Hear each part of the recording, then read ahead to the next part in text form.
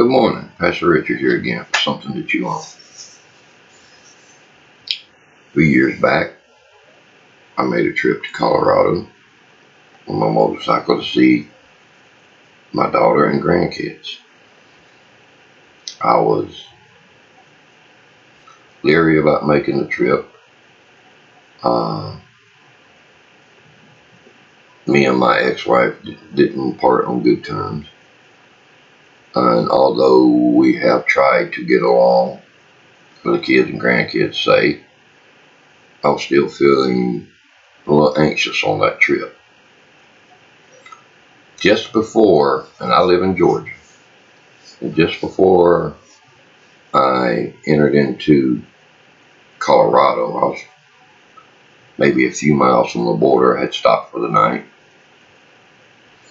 and got up the next morning, pulled over to the convenience store, which was right next to the hotel, got my coffee and breakfast biscuit and so forth, and I pulled my motorcycle. And while I was in the store, I met a fellow veteran, and we talked for a second. Never seen him before. He never seen me. And shook hands, and then parted ways. I come out, ate my biscuit, pulled the motorcycle up to the gas pump. I was about to start pumping the gas, and I noticed that veteran getting into his car. But as he started to get in, he stopped. And then he backed out of the car, turned over and looked at me and walked my way. He got over to me and he says, "Listen, I know you don't know me from nobody. We just met." He said, "But God just told me to come and tell you this. You need to read Psalms 91. Whatever it is you think you're facing." He says, "Not right now." He says, "But before you get to your destination, stop, open your Bible, and read Psalms 91. I, being a Christian, didn't think this unusual. Things like this have happened before, but I'd never really paid attention to Psalms 91 when I have read the Bible.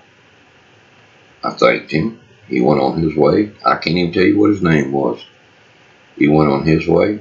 I finished what I was doing, got on a bike and left. I can't remember if it was the next time I stopped or the time after that. Psalms 91 was staying on my mind. So I took the time to read it.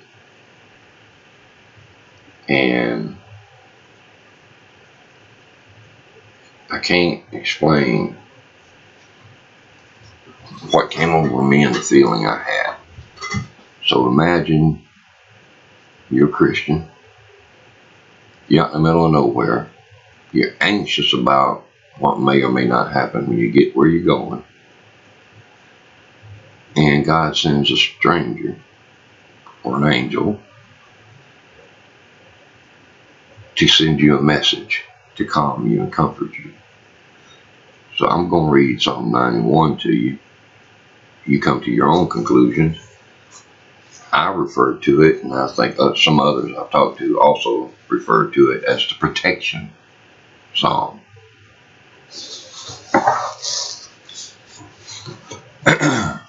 Psalm 91. He that dwelleth in the secret place of the Most High shall abide under the shadow of the Almighty. I will say of the Lord, He is my refuge and my fortress, my God. In Him I trust. Will I trust? Surely He shall deliver thee from the snare of the fowler and from the noisome pestilence. He shall cover thee with His feathers, and under His wings shalt thou trust. His truth shall be thy shield and buckler. Thou shalt not be afraid for the terror of the night, nor the arrow that flieth by day, nor for the pestilence that walketh in the darkness, nor for the destruction that wasteth at noonday. 1,000 shall fall by thy side, and 10,000 at thy right hand, but it shall not come near thee. Only with thine eyes shalt thou behold and see the reward of the wicked, because thou hast made the Lord, which is my refuge, even the Most High, thy habitation. There shall no evil befall thee, neither shall any plague come nigh thy dwelling. For he shall give his angels charge over thee, to keep thee in all thy ways. They shall bear thee up in their hands, lest thou dash thy foot against a stone.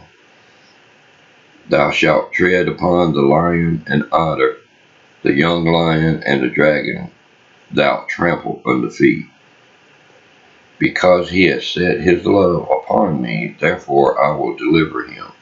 I will set him on high, because he hath known my name. He shall call upon me, and I will answer him. I will be with him in trouble. I will deliver him and honor him. With long life I shall satisfy him and show him my salvation.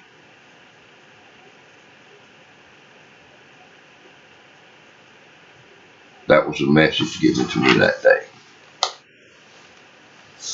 to reassure me that no matter what I was about to face, where I was going, God's got me.